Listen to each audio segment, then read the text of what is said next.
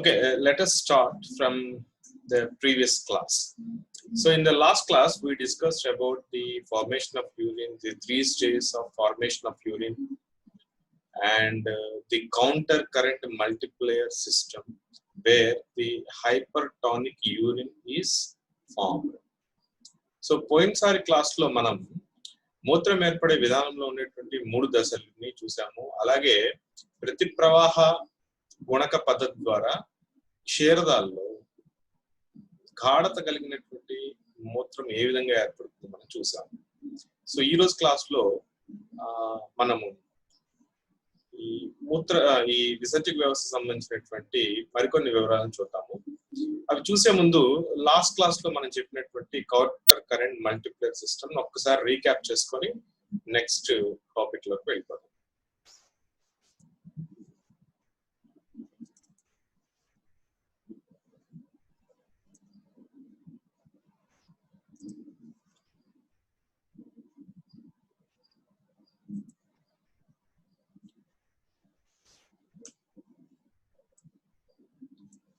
So if you see the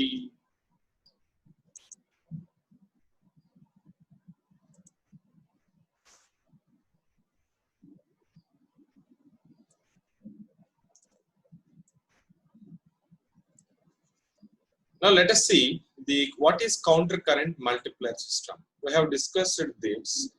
The counter current multiplier system is related to the formation of concentrated urine, and this is possible because of 2 things. One is the Henle's loop and vasa recta. You see, in both vasa recta as well as in the Henle's loop, there is one ascending limb and one descending limb. Now let us see first about the nephron. In the ascending limb, we can see that it is permeable to the sodium chloride. So sodium chloride is permeable to sodium chloride, and it allows the sodium chloride to come out of the thick portion of the ascending limb, and the sodium chloride enters into the interstitial fluid in the medulla. Whereas the descending limb is permeable to water, and because of this water permeability, the concentration of the renal filtrate increases from cortex to the medulla, and it reaches the maximum concentration of 1200 milliosmoles per liter in the medulla region. If you see here, it is around 300 in the PCT, and it gradually increased and reaches 1200 at the tip of this Henle's loop because of the permeability of the water. So water is going out of this renal filtrate from the descending limb. But the ascending limb is not permeable to the water, but sodium chloride is entering into the interstitial fluid. So this is one mechanism, and all this is to maintain a concentration gradient in the interstitial fluid in the medullary region. Now let us come back to the vasa recta. So this is a descending limb, and this is ascending limb. In the descending limb, the sodium chloride is entering from the interstitial fluid into the descending limb. So because of this, the concentration of the blood, remember, vasa recta consists of blood, whereas the Henle's loop consists of renal filtrate. So the sodium chloride is entering into the blood of the descending limb of the vasa recta, because of which the concentration gradient is continuously increasing. At the end of this portion, it is almost 1200. But the ascending limb of the vasa recta, sodium chloride is permeated from the ascending limb into the interstitial fluid. So here the sodium chloride is entering from the Henle's loop or the ascending limb of the Henle's loop into sodium chloride, and this sodium chloride is entering from the interstitial fluid to the vasa recta. So there is a cyclical movement of sodium chloride in vasa recta as well as in the Henle's loop. And here the sodium chloride is coming out of the ascending limb. ఒకసారి చూడండి Telugu medium వాళ్ళు counter current multiplier system లేదా ప్రతి ప్రవాహ గుణక వ్యవస్థ ఏం చేస్తుంది అంటే ఇక్కడ ఉండేటువంటి హెన్లీ సిక్యం ద్వారా అలాగే వాసా రెక్టా ద్వారా అధిక గాఢత కలిగినటువంటి మూత్రాన్ని తయారు చేయడానికి ఉపయోగపడుతుంది. మీరు ఇక్కడ చూసినట్లయితే ఆరోహ నాళికలో సోడియం క్లోరైడ్ కి పారగమ్యతను కలిగి ఉంటుంది. ఫలితంగా సోడియం క్లోరైడ్ మందమైనటువంటి భాగం నుంచి మధ్యాంతర ద్రవంలోనికి వస్తుంది. ఇదే సోడియం క్లోరైడ్ వాసా రెక్టా యొక్క అవరోహ నాళికలోనికి చేరుతోంది. సో సోడియం క్లోరైడ్ అనేటువంటిది ఇక్కడ ఉండేటువంటి మందమైనటువంటి భాగము లేదా ఆరోహ నాళిక నుంచి ఇంటర్స్టిషియల్ మధ్యాంతర ద్రవం నుంచి మళ్ళీ వాసా రెక్టా యొక్క అవరోహ నాళికలోనికి చేరుతుంది. సో ఈ రకంగా సోడియం క్లోరైడ్ అనేటువంటిది ఇటు నెఫ్రాన్ నుంచి లేదా వృక్కనాళం నుంచి ఇక్కడ ఉండేటువంటి వాసా రెక్టాకి మధ్యాంతర ద్రవం ద్వారా కంటిన్యూస్ గా మారుతూ ఉంటుంది. ఇలా ఎందుకు మారుతుంది అంటే ఇక్కడ ఉండేటువంటి దవ్వ భాగంలో ఉండేటువంటి మధ్యాంతర ద్రవం యొక్క గాఢతని ఎప్పటికప్పుడు కూడా క్రమబద్ధీకరిస్తూ ఉన్నప్పుడు మాత్రమే మనకి ఇక్కడ ఉండేటువంటి మూత్రంలో నుంచి నీటిని బయటికి తీసుకురావడానికి వీలవుతుంది. ఇక్కడ గాఢత ప్రవణత ఉండడం వల్ల ఇక్కడ నుంచి నీరు బయటికి వచ్చి అధిక గాఢత కలిగినటువంటి మూత్రము తయారవడానికి వీలు కలుగుతుంది. అలాగే ఇదే సోడియం క్లోరైడ్ వాసా రెక్టా యొక్క ఆరోహ నాళికలో చూస్తే ఆరోహ నాళిక నుంచి బయటికి వచ్చి మధ్యాంతర ద్రవంలోకి చేరుతుంది. అదేవిధంగా సంగ్రహణ నాళంలో కూడా కొద్ది మోతాదులో యూరియా సంగ్రహణ నాళం నుండి మధ్యాంతర ద్రవంలోకి చేరి అక్కడి నుండి ఈ ఆరోహ నాళికలోనికి చేరుతుంది. ఈ రకంగా కొద్దిపాటి యూరియా అనేటువంటిది ఇటు సంగ్రహణ నాళం నుండి ఆరోహ నాళికలోనికి చేరడం వల్ల గాఢత ప్రవణత అనేటువంటిది ఉంటుంది. ఫలితంగా నీటి యొక్క పారగమ్యతను పెంచి అధిక గాఢత కలిగినటువంటి మూత్రాన్ని ఏర్పరచడానికి వీలవుతుంది. Not only sodium chloride and water are permeated, but also some small amount of urea is also permeated from the collecting duct into the interstitial fluid, where again it enters into the ascending limb of the nephron. And the cyclical movement from the collecting duct to the ascending limb is a very important measure for maintaining the concentration gradient, and thereby the concentrated urine is formed as the renal filtrate moves down the collecting duct. Ultimately, it reaches the ureter. Thereby, it enters into the urinary bladder. So, the final urine that is formed is hypertonic urine, and which almost 4 times less than the primary filtrate that is formed in the proximal convoluted tube. మనం ఇక్కడ చూసినటువంటి ప్రాథమిక మూత్రంతో పోల్చుకుంటే దాదాపు 4 రెట్లు అధిక గాఢత కలిగినటువంటి మూత్రం అనేటువంటి ఏర్పడుతుంది ఈ ప్రతి ప్రవాహ గుణక పద్ధతి ద్వారా. I hope you understand this. And next one is osmoregulation, dravabhisarana. What is the meaning of osmoregulation?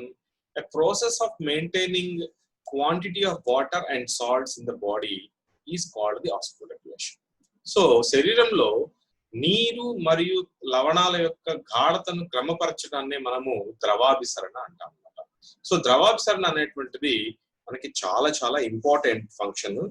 ఇది ఏ సందర్భాల్లో ద్రవాభిసరణను ఎలా క్రమబద్ధీకరిస్తాయి అనేది చూస్తే కేవలము మూత్రపిండాలే కాకుండా చర్మము అలాగే కొన్ని రకాలైనటువంటి హార్మోన్లు, for example ADH, aldosterone, angiotensin 2, ఇవన్నీ కూడా నీటి యొక్క మరియు లవణాల యొక్క గాఢతను క్రమపరచడంలో ప్రముఖ పాత్ర వహిస్తాయి.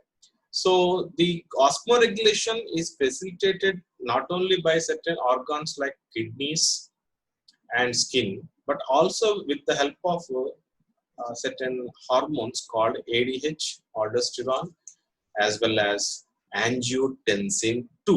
So let us see how this osmoregulation takes place in different conditions.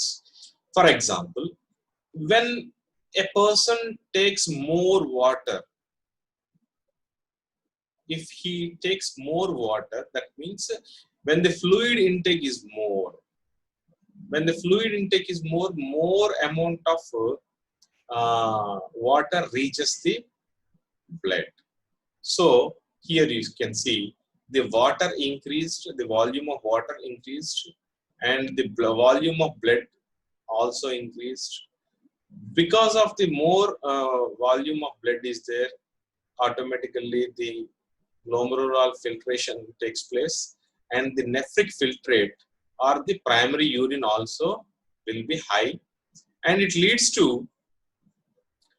highest hydrostatic pressure. Ultimately, the glomerular filtration rate will also increases. Therefore, there will be a higher amount of nephric filtrate, and this leads to hypotonic urine. So here there is a increased ultrafiltration takes place. ఇక్కడ చూడండి, మనం సాధారణంగా నీటిని ఎక్కువగా తీసుకున్నప్పుడు మన యొక్క రక్తం యొక్క పరిమాణం కూడా పెరుగుతూ ఉంటుంది. దానివల్ల ఏమవుతుందంటే ఇక్కడ ఏర్పడేటువంటి ప్రాథమిక మూత్రం కూడా పెరుగుతుంది.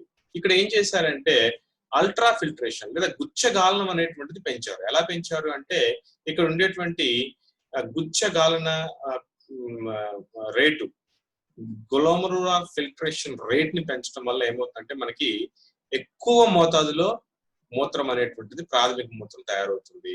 ఎక్కువ మోతాదులో ప్రాథమిక మూత్రం ఏర్పడిన తర్వాత మూత్రం కూడా ఆటోమేటిక్ గా ఎక్కువగా ఉంటుంది. అండ్ ఇది సాధారణంగా అల్పగాఢత కలిగినట్టు ఉంటుంది. సో ఎక్కువ నీరు తీసుకున్నారు కాబట్టి ఆటోమేటిక్ గా ఎక్కువ మూత్రం అనేటువంటిది రావడానికి జరుగుతుంది. ఇక్కడ మనకి ఏం జరిగిందండి, మూత్రం ఏర్పడడానికి ఇక్కడ జరిగింది ఏంటంటే అల్ట్రా ఫిల్ట్రేషన్, అంటే అధికంగా వడపోత అనేటువంటిది జరిగింది అన్నమాట. ఇంకొక కేసులో ఏం జరుగుతుందంటే మనం ఇంకొక రకంగా కూడా మనం హైపోటానిక్ యూరిన్ తయారు చేయొచ్చు. అది ఎలాగంటే, ఫర్ ఎగ్జాంపుల్ ఇక్కడ మనం ఏం చేసామంటే రక్తం యొక్క పరిమాణం పెరిగింది, కానీ మనం ఏం చేసాం, ఇక్కడ మనకి శరీరంలో కొన్ని రకాలైనటువంటి ఆస్మో రిసెప్టార్స్, ద్రవాభిసరణ గ్రాహకాలు ఉంటాయండి. అవి స్విచ్ ఆఫ్ అయిపోతాయి, అవి పనిచేయవు. సో దానివల్ల ఏమవుతుందంటే ఎప్పుడైతే ఈ ద్రవాభిసరణ గ్రాహకాలు పనిచేయవో ఏడిహెచ్ అనేటువంటిది రిలీజ్ అవ్వదు. ఏడిహెచ్ ఏం చేస్తుంది, నీటిని పునఃశోషించడంలో ముఖ్య పాత్ర వహిస్తుంది. కానీ ఆస్మో రిసెప్టార్స్ లేదా గ్రాహకాలు ఆగిపోవడం వల్ల ఆ ఏడిహెచ్ అనేటువంటిది రిలీజ్ అవ్వదు. ఏడిహెచ్ ఎప్పుడైతే రిలీజ్ అవ్వదో నీటి యొక్క పునఃశోషణ ఎక్కడ జరుగుతుందండి, మనకి దూరస్థ సమర్థనాళికలో మరియు సంగ్రహణాలలో జరుగుతుంది. కానీ ఏడిహెచ్ లేకపోవడం వల్ల పునఃశోషణ అనేటువంటి జరగదు. ఎప్పుడైతే నీటి యొక్క పునఃశోషణ జరగదో ఎక్కువ నీరు అనేటువంటిది మూత్రంలో వెళ్ళిపోతుంది. ఫలితంగా గాఢత లేదా అల్ప గాఢత కలిగినటువంటి మూత్రం అనేటువంటిది ఏర్పడుతుంది. సో ఇక్కడ నీటిని ఎక్కువగా తీసుకున్నప్పుడు మూత్రం వడపోత పెంచి మూత్రాన్ని ఎక్కువగా తయారు చేసేయచ్చు. లేదనుకుంటే అధిక మోతాదులో నీరు తీసుకున్న సందర్భంలో ఏడిహెచ్ రిలీజ్ అవ్వకుండా అధిక మోతాదులో నీరు అనేటువంటిది మూత్రం ద్వారా వెళ్ళిపోతుంది. కాబట్టి అది అల్పగాఢత కలిగినట్టు ఉంటుంది అన్నమాట. ఇంకొక కేసు చూద్దామండి. ఇంకో కేసు ఏంటంటే మనం ఆల్మోస్ట్ ఏదైనా ఒక ఇబ్బంది వల్ల నీరు సరిగా తాగలేదు అనుకోండి. So when water intake is less or there may be some kind of issue related to the loss. Hello?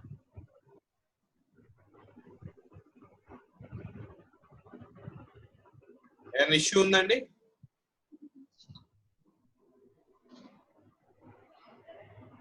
Hello? Cheppandi? Em లేదు sir. Okay. Mute chesko. So in case of there is a less water intake, what happens? You can see when there is less water intake, అంటే మనం తీసుకునేటువంటి నీరే చాలా తక్కువగా ఉంది. So కాబట్టి మూత్రం ఎలా రావాలండి? ఖచ్చితంగా కాన్సన్ట్రేటెడ్ యూరిన్ మస్ట్ బి, అంటే water must be conserved. when there is a less intake of water, the water shall not be excreted at higher levels through urine. So water must be saved. How this water saves? See, the water is less intake, the volume of blood decreases, automatically the glomerular filtration rate also decreases, and when the filtration rate decreases, the nephric filtrate will be less in amount. When the nephric filtrate less in amount, urine volume is also less in amount. So less amount of water will be excreted, thereby the urine will be hypertonic in nature. నీటిని తక్కువగా తీసుకోవడం వల్ల ఏమవుతుందంటే రక్తం యొక్క పరిమాణము తక్కువగా ఉంటుంది, ఫలితంగా గుచ్చగాలన రేట్ అనేటువంటి తక్కువగా ఉంటుంది. అందువల్ల మనకి ఏర్పడేటువంటి ప్రాథమిక మూత్రం తక్కువగా ఉంటుంది. ఎప్పుడైతే ప్రాథమిక మూత్రం తక్కువగా ఉందో అంతిమంగా ఏర్పడేటువంటి మూత్రం కూడా చాలా గాఢత కలిగి ఉంటుంది. ఇక్కడ ఏం జరిగిందండి? గుచ్చగాలన రేటును తగ్గించడం ద్వారా నీటిని పొదుపుగా వాడడం జరిగింది అనమాట. నెక్స్ట్ ఇంకొక సందర్భంలో ఏం చేయొచ్చు అంటే నీటి యొక్క పునఃశోషణ పెంచి కూడా మనం అధిక గాఢత కలిగినటువంటి మూత్రాన్ని విసర్జించవచ్చు. అది ఎలా జరుగుతుందంటే ఎప్పుడైతే నీటి యొక్క రక్తం యొక్క పరిమాణం తగ్గిందో అందులో ఉండేటువంటి ఆస్మో రిసెప్టార్స్ ADH ని రిలీజ్ చేయడానికి స్టిమ్యులేట్ చేస్తాయి. ఎప్పుడైతే ఆస్మో రిసెప్టార్స్ తక్కువ వాల్యూమ్ ఉంది అని చెప్తాయో ADH రిలీజ్ అవుతాయి. ADH ఏం చేస్తుందండి? నీటిని దూరస్థ సమర్థ నాళిక ద్వారా మరియు సంగ్రహ నాళిక ద్వారా పునఃశోషించి చేస్తుంది. ఎప్పుడైతే నీటిని పునఃశోషించబడిందో ఏర్పడేటువంటి మూత్రం చాలా తక్కువగా ఉంటుంది, అదేవిధంగా ఇది గాఢత ఎక్కువగా ఉంటుంది. See, when the water intake is less, the blood volume also decreases, and this causes the osmoreceptors to stimulate the pituitary to release the antidiuretic hormone. And with the help of this antidiuretic hormone, the water reabsorption takes place in the distal convoluted tubules as well as in the collecting ducts, and ultimately leads to urine which is less in volume, and it is almost hypertonic or highly concentrated urine. See, this is a pictorial diagram which gives you an understanding of, see how this is the water potential of the blood. So this is normal blood. For example, if there is a decrease in the water potential, that means there may be some kind of less water intake, or there may be some other reason that the water lost from the body. So the kidneys cannot afford to lose even more water through the urine. That means the urine shall not contain much water. So water shall be conserved, or water must be saved, or less amount of water shall be released or excreted through the kidneys. How it takes place? So whenever there is a decrease in the water potential, the osmoreceptors in hypothalamus will detect that change. Ultimately, they will give the information to the pituitary to release the antidiuretic hormone. And antidiuretic hormone increases the permeability of water of distal convoluted tubules as well as collecting ducts. So there may be a very high concentrated urine. This is another case. చూడండి ఇందాక మనం చెప్పుకుంది మళ్ళీ ఒకసారి, నీటి యొక్క శరీరంలో నీటి యొక్క గాఢత తగ్గింది అనుకోండి, గ్రాహకాలు దాన్ని తీసుకొని అక్కడ ఉండేటువంటి పిట్యూటరీ గ్రంథిని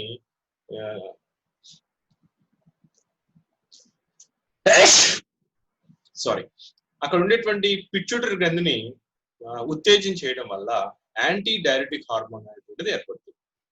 ఫలితంగా దూరస్థ సమర్థ నాళికలో మరియు సంగ్రహణ నాళంలో నీటి యొక్క పునఃశోషణ జరిగి అధిక గాఢత కలిగినటువంటి మూత్రం ఏర్పడుతుంది. And this is an opposite case where there is an increased water potential in the body, and this is detected by the osmoreceptors, and this excess of the water shall be excreted through the water. Since already the body is having more water,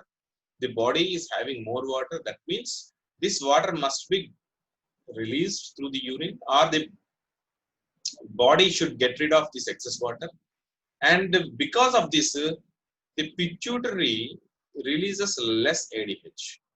When there is more water in the body, the ADH will not be released, or ADH will be released in a very, very low amounts.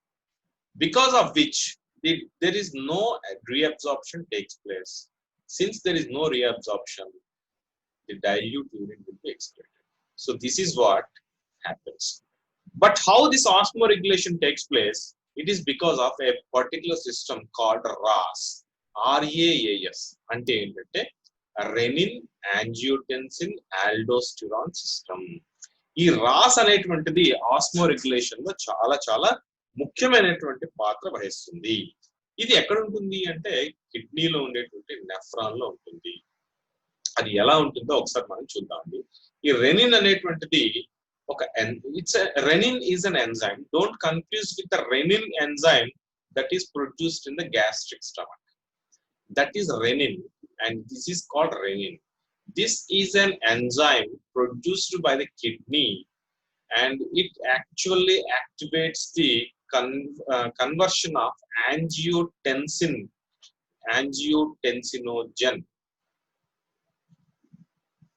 into angiotensin 1. So let us see. So this is renin is an enzyme that is produced by the particular cells called juxtaglomerular apparatus. This juxtaglomerular apparatus is present in the nephron. So let us see what is a juxtaglomerular apparatus. చూడమ్మా, Ross అనేటువంటి ఒక వ్యవస్థ ద్వారా మన శరీరంలో ఉండేటువంటి నీటి యొక్క గాఢతను కనపరచడానికి వీలవుతుంది. ఈ రాస్ అనేటువంటిది అంటే ఏంటంటే RAAS అంటే రెనిన్ యాంజియోటెన్సిన్ ఆల్డోస్టిరాన్ సిస్టమ్. ఇది ఏం చేస్తుంది అంటే అధిక గాఢత కలిగినటువంటి మూత్రాన్ని తయారు చేయడానికి ఉపయోగపడుతుంది.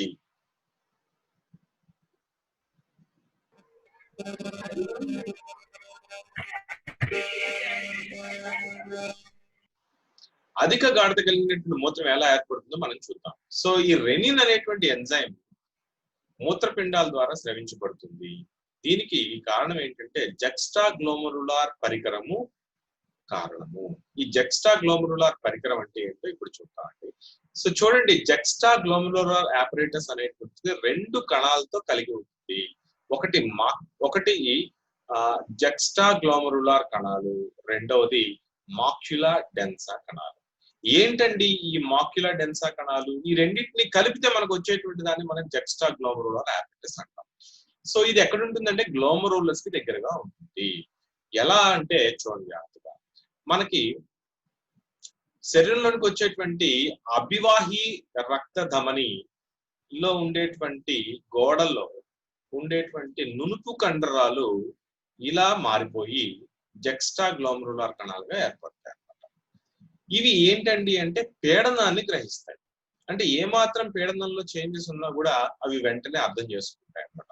సో కాబట్టి లోపలికి వచ్చేటువంటి రక్త ధమని అంటే ఎఫరెంట్ రక్త ధమనిలో ఉండేటువంటి నునుపు కండరాలే జక్స్టాగ్లోమరులార్ కణాలుగా మారిపోతాయి. సో ఇవి పీడన గ్రాహకాలుగా ఉంటాయి. So juxtaglomerular apparatus is present in the nephron, and it actually consists of two types of cells. One is called the juxtaglomerular cells and macula densa cells. And let us see what is the juxtaglomerular cells. Juxta means next to glomerular. So these are the cells which are very much nearer to this glomerulus, hence these are called juxtaglomerular cells. And these are actually the cells of the smooth muscles of the afferent arteriole, which is very much nearer to the glomerulus. And these are baroreceptors. Any change in the blood volume will automatically perceived by these cells. And these also these secrete an enzyme called renin.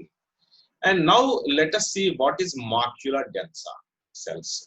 So macula densa cells are the epithelial cells in the DCT. We know that the DCT or distal convoluted tubule consists of epithelial cells, and these cells are nearer to this juxtaglomerular cells, and these are chemoreceptors.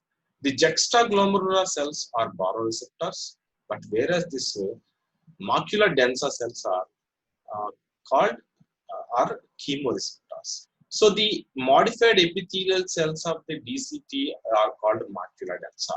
So this macula densa, so this is macula densa cells, and this is juxtaglomerular cells. They both constitute a single apparatus called juxtaglomerular apparatus, and which is responsible for the release of a renin enzyme into the blood. So this is all about juxtaglomerular system or apparatus. So now what is the importance of juxtaglomerular apparatus? For example, how the kidney's function is regulated, we shall see how this kidney function is regulated. For example, there is a loss of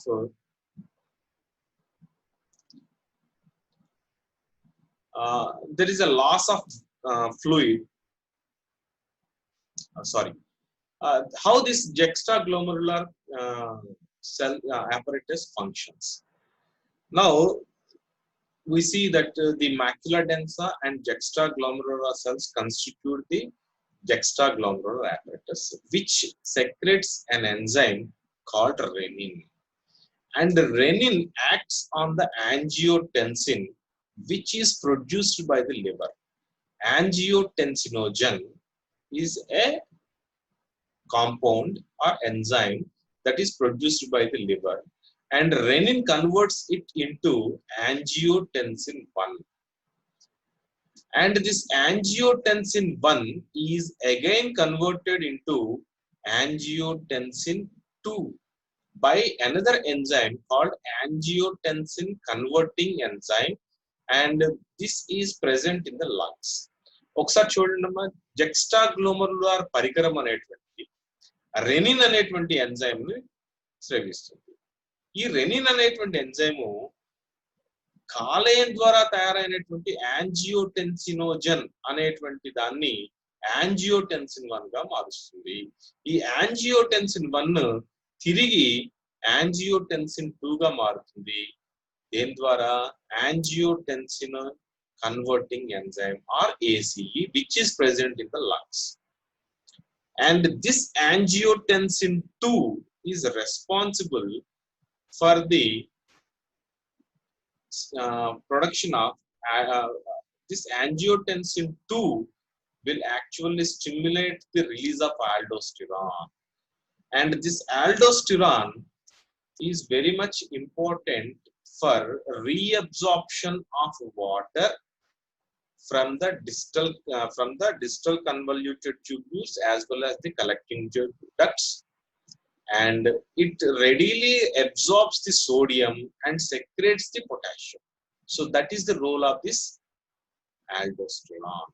so ఇప్పుడు మనం చెప్పుకున్నాం చూడండి, rennin అనేటువంటి enzyme వల్ల ఏమవుతుందంటే మనకి angiotensin 1 గాను, angiotensin 1 angiotensin converting enzyme లేదా ఏసీఈ ద్వారా యాంజియోటెన్సిన్ 2 గా మారుతుంది. ఈ యాంజియోటెన్సిన్ 2 ఏం చేస్తుందంటే ఆల్డోస్టిరాన్ యొక్క స్రావాన్ని స్టిమ్యులేట్ చేస్తుంది, ఉత్తేజం చేస్తుంది అన్నమాట. సో దీని వల్ల ఏమవుతుందంటే అడ్రినల్ నుంచి ఆల్డోస్టిరాన్ అనేటువంటి హార్మోన్ విడుదలవుతుంది. ఆల్డోస్టిరాన్ కి 2 పనులు ఉన్నాయి. ఒకటి ఏంటంటే దూరస్థ సంవలిత నాళిక నుండి, అదే విధంగా సంగ్రహణ నాళం నుండి నీటిని పునఃశోషించుకోవడము, అలాగే సోడియం యొక్క పునఃశోషణని కూడా ఈ ఆల్డోస్టిరాన్ చేస్తుంది. అయితే పొటాషియం యొక్క లవణాలని ఇది స్రవిస్తుంది, అంటే సోడియం ని తీసుకుంటుంది లోపలికి, పొటాషియం ని వెనక్కి పంపిస్తుంది. So this is all about the aldosterone.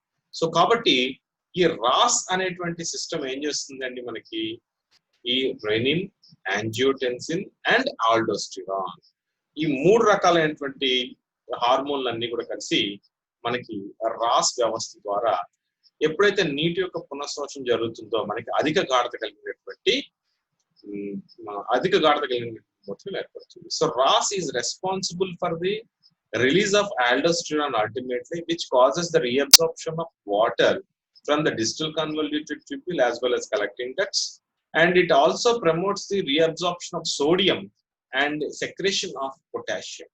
So ultimately it results in the hypertonic urine, and that is highly concentrated urine.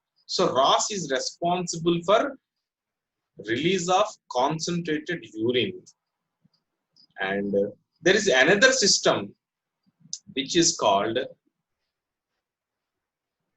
ANF, atrial natriuretic factor or atrial natriuretic peptide.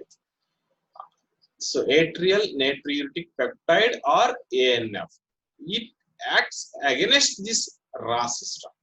So RAS అనేటువంటిది అధిక గాఢత కలిగినటువంటి మూత్రాన్ని ఏర్పరచడానికి ఉపయోగపడితే ఏఎన్పి లేదా ANF అనేటువంటిది అల్ప గాఢత కలిగినటువంటి మూత్రాన్ని ఏర్పరచడానికి పనికొస్తుంది. అంటే రాస్ వ్యవస్థకి ఒక రకంగా వ్యతిరేకంగా పనిచేస్తుంది.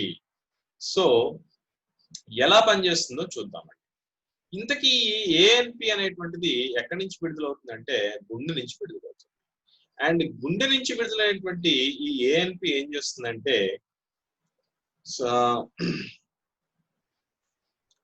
రక్తనాళాల మీద పనిచేసి వాటిని యొక్క విస్పారాన్ని కలగజేస్తుంది. అంటే రక్తనాళాల యొక్క వ్యాకోచం జరుగుతుంది. ఎప్పుడైతే రక్తనాళాల యొక్క వ్యాకోచం జరిగిందో అవి అక్కడ ఉండేటువంటి రక్తం యొక్క పీడనం అనేటువంటిది తగ్గిపోతుంది. అండ్ దీనివల్ల ఫలితంగా ఏమవుతుందంటే వచ్చేటువంటి రక్తం యొక్క పరిమాణం అనేటువంటిది తగ్గుతుంది. ఫలితంగా తక్కువ వడపోత జరుగుతూ ఉంటుంది. అందువల్ల తక్కువ ప్రాథమిక మూత్రం ఏర్పడుతుంది. ఫలితంగా అల్ప గాఢత కలిగినటువంటి మూత్రం ఏర్పడుతుంది. So for example, if you see the atrial natriuretic peptide is a counter check on RAS system, or it acts against the RAS. It is actually released from the atrial wall, and it is also a peptide hormone. So it is antagonistic to the RAS. How this RAS, ANF or ANP works, let us see. So wherever there is a increased blood in the right atrium, the heart releases this ANP or ANF. It causes vasodilation. Vasodilation means the relaxation of the blood vessels, and it readily results in the decrease in the blood pressure. When there is a decrease in the blood pressure, automatically there is a less amount of the more amount of urine will be excreted.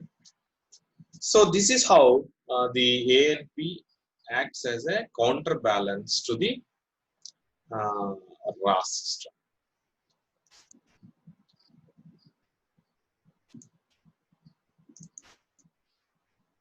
So ఇప్పుడు వరకు మనం చెప్పిందంతా ఏంటంటే మూత్రం యొక్క ఏర్పడేటువంటి 3 దశలు, అలాగే కౌంటర్ కరెంట్ మల్టిప్లైర్ సిస్టమ్, అలాగే regulation of urine formation, that is hypertonic as well as hypotonic.